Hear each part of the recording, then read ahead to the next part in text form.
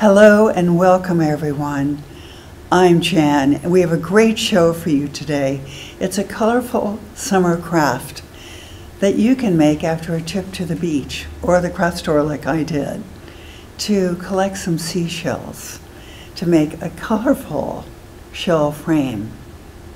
Now there's many ways to do this. I painted the shells different colors in what I call a bright pastel.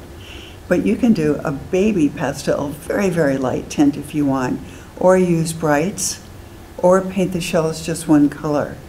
In fact, you can glue all the shells on and paint everything with one color. I've done that and it also looks really good. So I'll show you what you need to make a shell frame. You need a frame. This one I bought very inexpensively at a craft store. And what I like about it, besides the price, is that it has a nice flat surface and it's rather wide, so it's perfect for gluing on shells. You can also use a frame you have on hand, an old one or find one at a tag sale. What to look for is a very flat surface so that you can glue some shells on. The smaller the frame, the fewer the shells you'll need. Now you also need some shells, and if you get them from a beach or a craft store, they'll probably be different sizes, and that works really well. You can also get them all the same size if you want. That also works. Lots and lots of options. Now to paint them, I used acrylic paint that worked perfectly. You can buy a set like this, or you can find colors that are closer. It's called monochromatic. They're analogous colors, they're very close together. It reminds me of the seashore. Or you can use acrylic paint in a bottle using a brush or a marker. This is probably a little bit trickier to use, so that's maybe not quite as good. Now what I did, since I didn't know what colors I wanted to paint, I tested a whole bunch of colors. I just went wild on a scrap of paper. You don't have to do that, but it was kind of fun to do. So the first step after this, and we do want glue, I used extra strength white glue to glue the shells to the frame, and it worked really well. Also, if you have a dark frame and you want to paint it a light color, the secret or a hot tip is to paint it white first with acrylic paint. Then you can paint a light color over it. Otherwise, you're going to be painting layer after layer of paint and it still might not work. Now to paint the shells, there are several ways to do it. There's the messy way. That's what I did first. I took paint and I just painted the whole thing, and I painted my fingers too. That's what happened. It worked, and the paint did come off my fingers. The less messy way is to take some paint with a brush and paint half of it, and then let the paint dry, and then turn it around and hold it on the dry part, and then paint the rest, and then put it up to dry on a scrap of paper. Now the very less messy way, or least messy way, I'll show you how to do that, is to use a scrap of paper. I'm going to use just a paper plate here. I think I'll use this color. And I'll put a little bit, I love this color, it's one of my favorites. Just put a little bit of paint out. And then I use the end of a pencil because this tends to hold the shell in place, and press down like that. And then I can paint the shell without getting my fingers messy. This works really well. I paint everything except the pencil, hopefully. And then after I've painted it, which looks like I painted it, I lift the pencil off and just dab it like that. So, and leave it to dry. Just don't move it. Then of course you have to have water on hand to wash your brush out. And I like to give it a really good thorough rinse and let it dry horizontally so it doesn't hurt the tip of the brush. The tip of the brush will stay nice. Okay, now that you have all the shells painted, the frame painted or not, as you wish, the next step is to put the shells on the frame and glue them. What I recommend is putting all the shells on first, just the way you like them. And I'll show you how this frame was done. I like to put a few shells in the same order. I put a few shells at each corner, one pointing the same way. I like to do something interesting at the top, putting two shells together, almost the same color but not quite, and then I put one big shell on each side. And this is called symmetrical placement because one half of the shells are placed the same way as the other side. And then the rest of the shells I put at random. So that's one way to do it. Another way to do it is just to put maybe two shells that are fairly symmetrical and do the rest random, or do everything symmetrical, that also looks nice, or everything random. So you're the artist, you get to do it the way you like.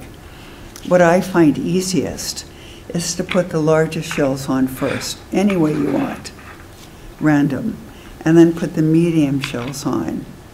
I like to put all the shells on. You can also paint the inside of the shell. That's another way you can do it, the outside, the inside. And I keep going down in size because, and the reason that helps is because if I wanted to put another big shell on, I wouldn't really have room. Of course, you can move it, so just play with it and see the way you would like to do it. Colors you want to do, the sizes you want to do, and I like to mix it up so the colors are separated. That's what I like. That might not be what you like. You might want to do a rainbow effect.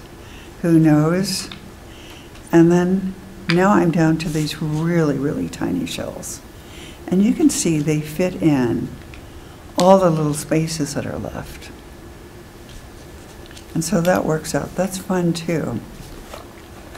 Now to glue the shell, I'll just show you how I do this one. Because the bigger the shell is, the more glue you need.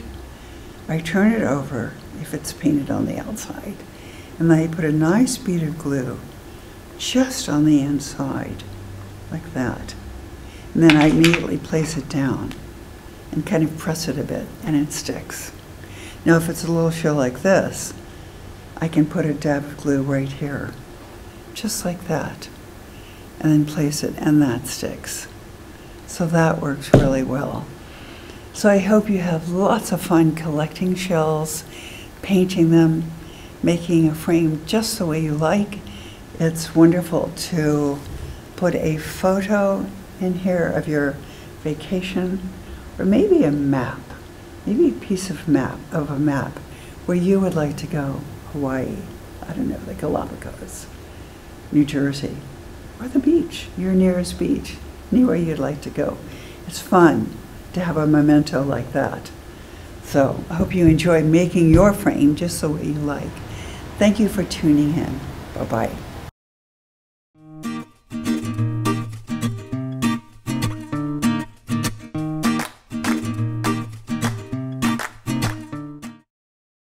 Hello everyone and welcome. I'm Jan and we have a wonderful show for you today. We are on the trend, the hot trend of painting rocks.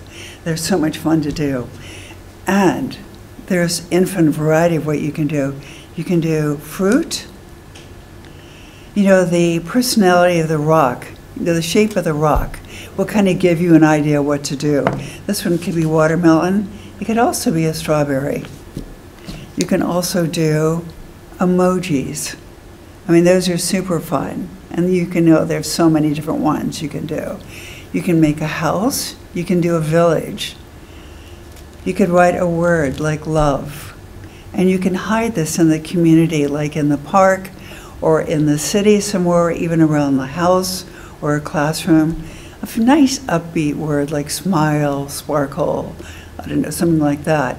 And you could do the other side of that, do it in shades of green perhaps for a garden, you know, like basil, and maybe paint a little basil leaf if you want.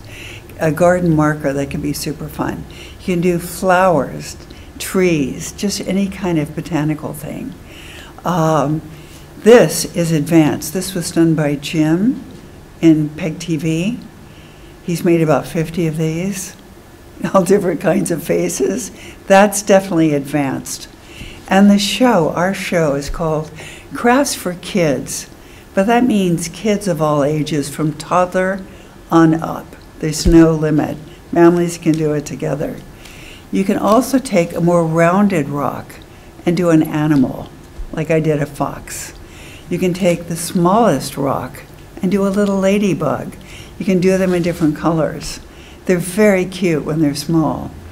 This is something called a mandala, and it looks complicated, but it actually isn't, and I'm going to demo that so you get an idea of how to do it. This is using warm colors, cool colors, and metallic paint. This is all done with acrylic paint. Works super well on rocks.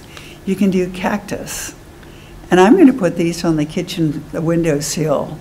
And it's just 4 little rocks. I looked for rocks that kind of looked elongated, like a cactus. Did a couple of different shades of green. I did use an acrylic marker, which is super fun, to do the lines. You can also use a very thin brush. Now the little flowers, interesting, cactus themselves are usually a very cool color, like gray, green, blue, but the flowers are neon colors, which I think is lots of fun. So I just used some of the pebbles that I put in the pot and then hot glued them. An adult should do that, of course. Now, summertime, which is right now, is the perfect time to collect rocks. And we're looking for smooth rocks. And the reason is they're easier to paint. And they've been made smooth by running water, usually lakes or rivers. So a lake bed, the edge of a lake or the edge of a river, is a great place to look for rocks. And just collect different sizes, because you see the ladybug works with a small size. The house works with a different sort of long size. The round size makes a really good emoji. So they lend themselves to different things. That's part of the fun, is you'll figure out what to do. When you collect them outdoors, they'll probably be dirty, so be sure to wash them off outdoors. If you wash them off indoors, the dirt could clog the drains. We don't want to do that. No, we just don't want to do that. So outdoors, nice, all the dirt off and let them dry. And then we can start painting them. Sometimes, like for this mandala, I did a base coat. And a base coat means that I painted the entire pebble or rock one color. But I'm not going to do that here, just to show you there's other options. You don't have to paint the whole rock. Also, with the emoji, I painted the underside. But with the watermelon, I didn't. I just painted the top.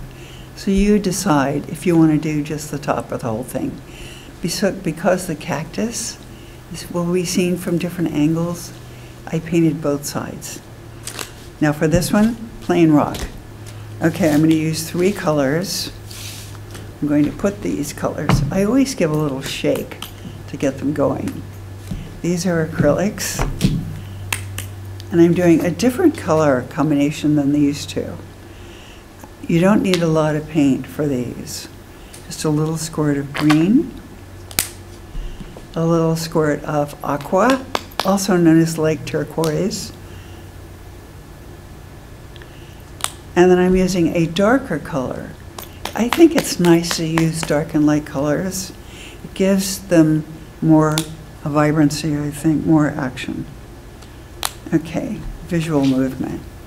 Now we need different sizes to dip the paint in. This is the end of a foam brush. It's about 1/2 inch, 3/8 of an inch. I'm going to dip that, just dip it, holding it straight up and down. These were done in the center. I'm going to make this one off center, just to show you. Now I do need to wipe off the ends each time with either a rag or a paper towel. I'm using a paper towel because I might use different colors. Put that to the side. The next size I have is the end of an eraser. It's a fresh eraser, so it's still level. And I'm going to dip that in. No, I've changed my mind. I think I'll do a smaller one next. This is the end of a skewer. It's also an 1/8 inch dowel, and that makes really tiny dots. So I think I'll dip this in the turquoise. I always do it up and down. See what a perfect little dot it makes? Now, sometimes to get started, I do up and down and then right and left, because that helps sets the circle. You don't have to do that. It's just something that I like to do. Then I know I can fit 2 more dots in here. And they look pretty good.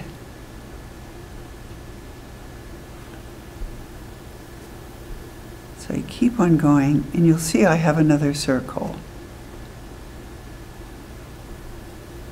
I think that one's a little small.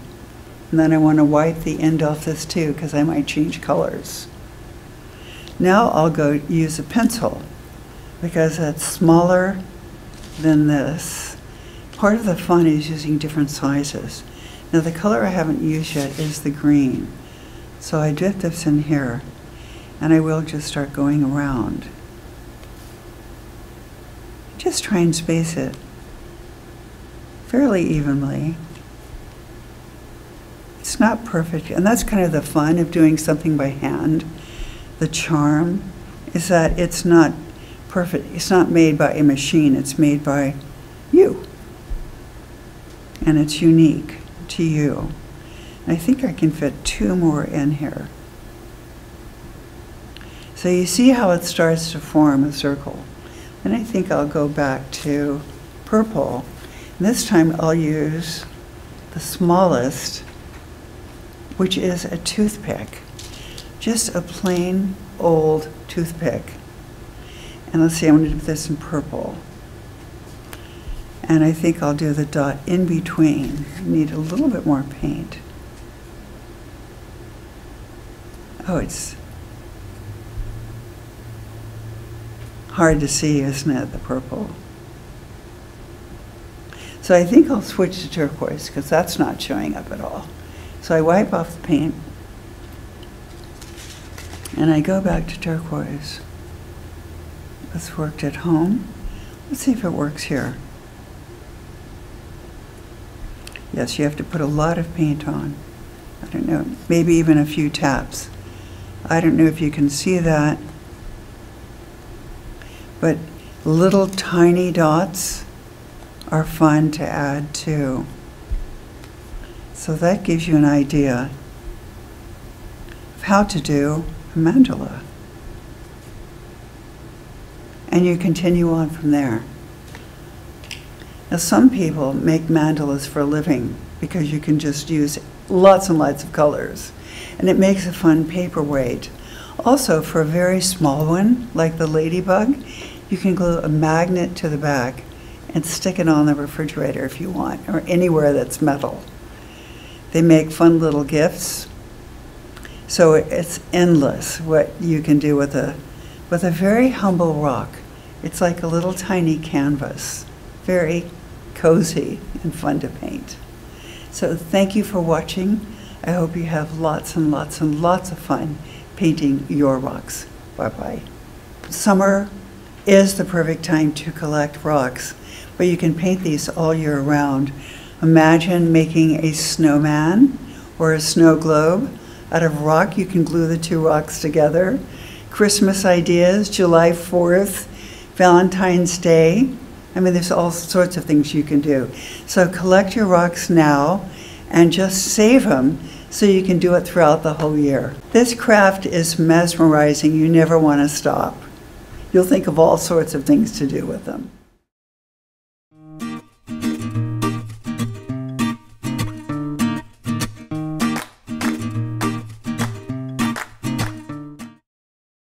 Hello and welcome. I'm Jann, and we have a really good show for you today to help you get organized for back to school, which is very exciting to even think about.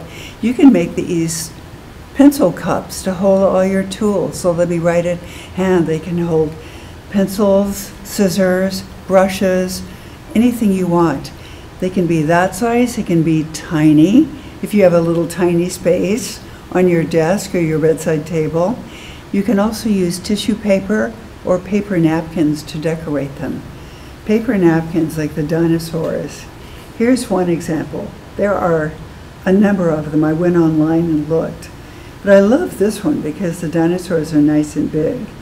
So you can cut them into 4 pieces and then decoupage them, I'll show you how to do that, onto an empty can. Now when you use a paper napkin, we want to make the paper as thin as possible.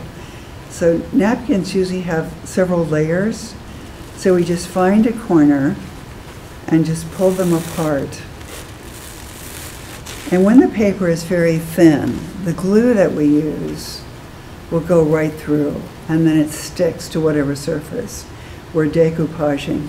Decoupage is a French word that basically means to cut something out and attach it to another surface. It can be wood, metal, glass. We're using metal. We're using empty cans that we're upcycling, as they say. And we can also use tissue paper, because tissue paper is thin already. So all we have to do is cut it. Napkins come in so many different patterns. You get stripes, dots, fruit, different animals, dogs, cats, whatever you like. And what I also like about this is that it's very frugal, meaning that it's very inexpensive. And that I find that really satisfying, to make something useful or pretty using very inexpensive materials. So what you need for this is a can. This is a very handy size. And you need to paint it. You can see how the white sort of prepares the surface. If you leave it like this and put sheer paper over it, the colors will show right through.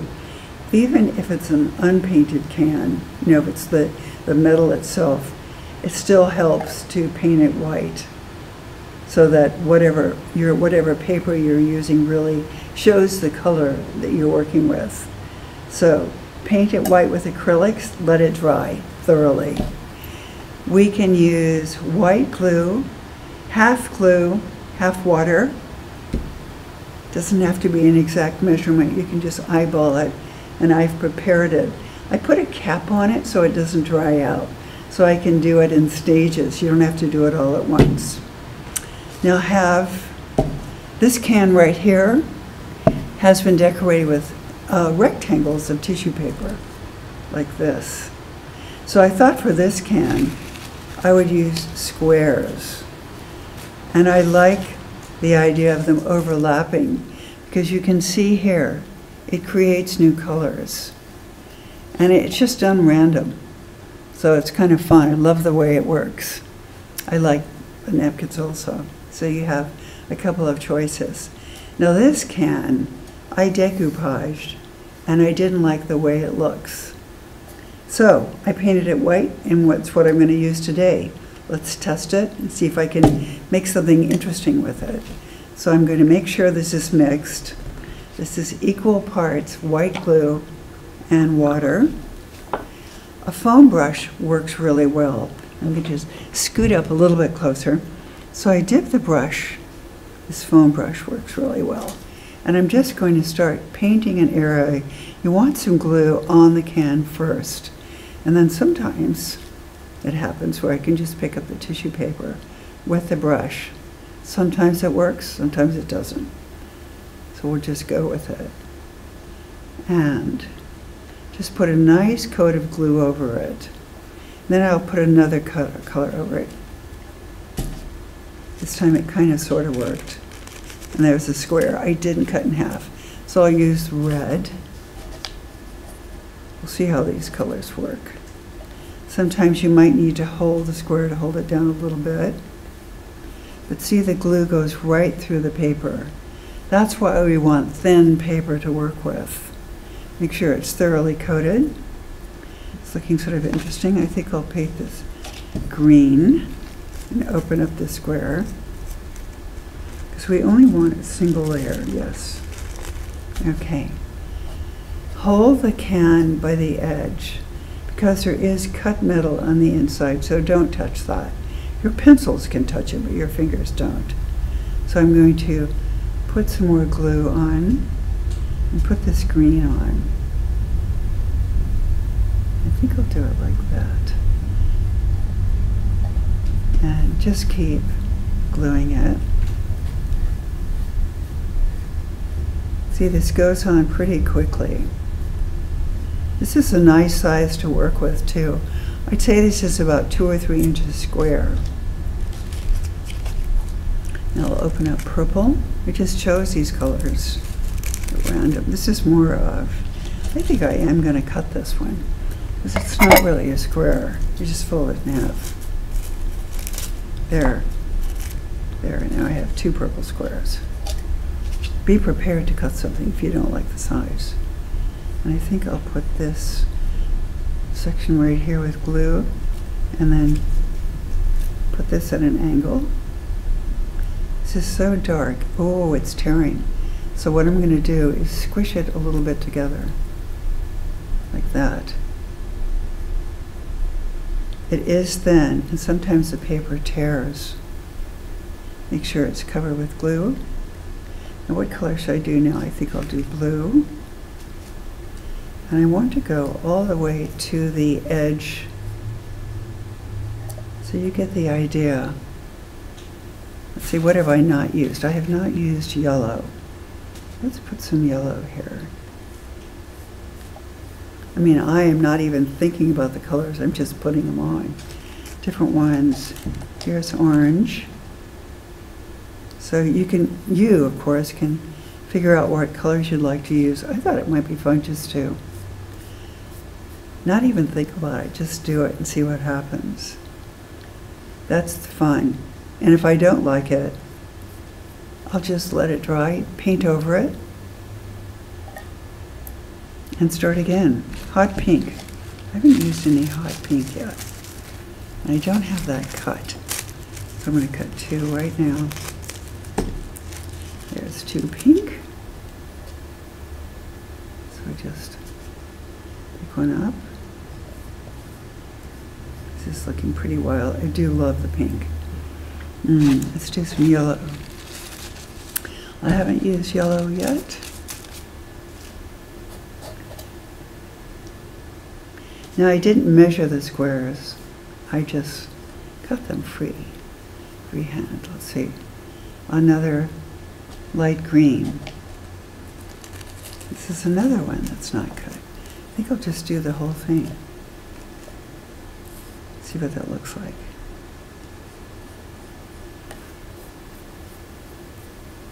So, there is a decoupage can. Now if you want it to be shiny like this, when this dries, this will be matte. And matte means not shiny, in essence. This is shiny. So I found a top coat of something that says gloss. And gloss means shiny. Matte means not shiny. So I put a coat of shiny over this. Shiny coat. I made it nice and shiny what I like. So that is how you make a new pencil cup when it's back to school. Back to school is so much fun. You can think ahead about who your teachers are going to be, what classes you're going to learn, who your classmates are going to be. It's going to be super, super fun. And now with pencil cups, you will be very organized. Your tools will be right at hand. So thank you for watching. I hope you enjoy making your pencil cups. Bye-bye.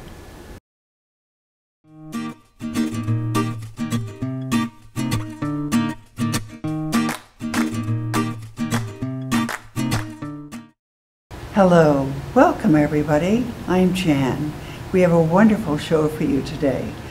Autumn is around the corner. It's really hard to believe, but it's a really joyful time when you're immersed in the colors of the leaves that are dropping down. So today's project will use those leaves that you find, all different shapes and sizes and colors. They're all good. It makes a beautiful mix. And it's a lantern. Now the days do get shorter in autumn, and I thought, let's bring some more light into our homes, our lives. So it's not hard to do. This is called paper mache, and instead of using newspaper like you may have done before, we're using white tissue paper because we want the light to come through. There's an LED light in there, a little tea light. So I'll show you how to make it. I'm going to set this forward. what we do, we need a balloon. This is made on a balloon. And if you want to mark how far to go with your paper strips, you can turn the bowl upside down and just trace around it. Now I put 2 layers on just to get started. We only need 3 or 4 layers because we want the lantern to be sturdy. This is going to last next year too, or maybe even the year after, who knows. But we want the light to shine through. So that's why we're using white tissue paper. You can cut it in strips any way you like. The smaller they are, the longer it will take. The bigger they are, the more wrinkles you'll have. So we're looking for Goldilocks strips, kind of like this, maybe a little bigger. And of course you work with your leaves. Now when you collect the leaves, you need to dry them first too. Put them into a telephone book or put them between layers of newspaper, and then put a book on top, either the book or the newspaper, to help them be really flat. And then we're good to go. So I have my leaves. Believe it or not, these are from last year, because autumn hasn't quite happened yet. But because I've saved them, they still work. They're very crisp. They're a little bit brittle, actually. But I'll show you what to do if that happens. Now, between the white tissue paper strips, I've got an old empty can with a rock in it so it doesn't fall over. And you can set the balloon after you blow it up and tie it with a nice knot. You can either work with it this way or the other way. Just whichever way you work, it doesn't really matter too much. Okay, the medium is white glue diluted in equal parts with water. That's it. Just eyeball it. Doesn't have to be exact. So we are ready to get started. I like to keep a lid on it so that way I can let layers dry. It's a really nice way to work, because if I put the mold on first and not let them dry and put the leaves on, sometimes things can kind of open and smudge.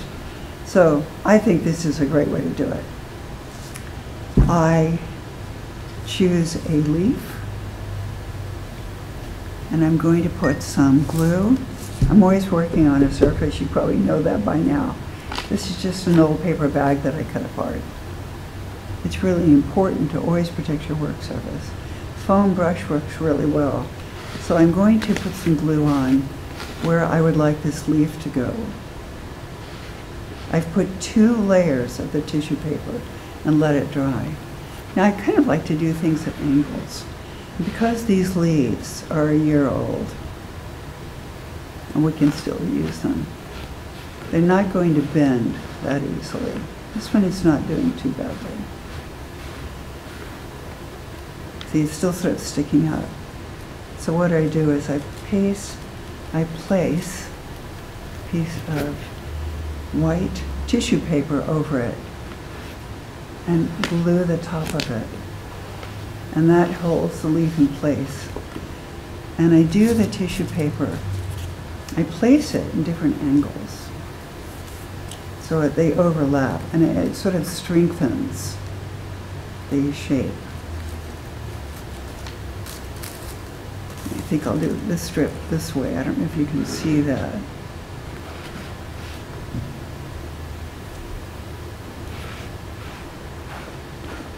So that's how you do it.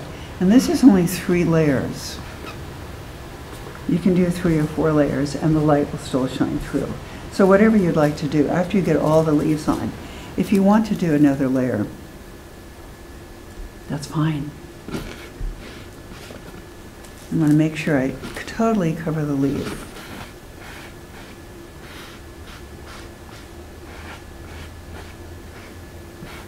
Now, I want to choose a different size leaf. Here's one that's totally different size, different color. Okay, so I will sort of prep the area with a fairly generous amount. And I want the color side to go out, because this is the side we're seeing. Even this leaf absolutely doesn't want to do that. So here's my trick when you work with a leaf that's really brittle. Take it, just pop it off, and put it face down on the tissue paper, and then take the whole piece and put it on like that. And that is a really good way to handle a leaf that's really brittle and doesn't want to bend. Just make sure you've done enough glue. Now notice I am going over the edge a little bit, and that's okay, because once this is dry, I can trim it with scissors. I did not trim this one, but I might later when I get home. I'll think about it. So far I have two different, I think I'll do the top section first, keep rotating, and then I'll do the leaves below. So that's the idea. You do that all the way around, and then let it dry for a day or two. And after you do it, pop this balloon. It'll make a really loud noise, scary noise. And then just pull it out. And then you have a shape like this. Now there are 2 or 3 tea lights in here. And if you'd like to see what it looks when it's dark, we can turn down the lights.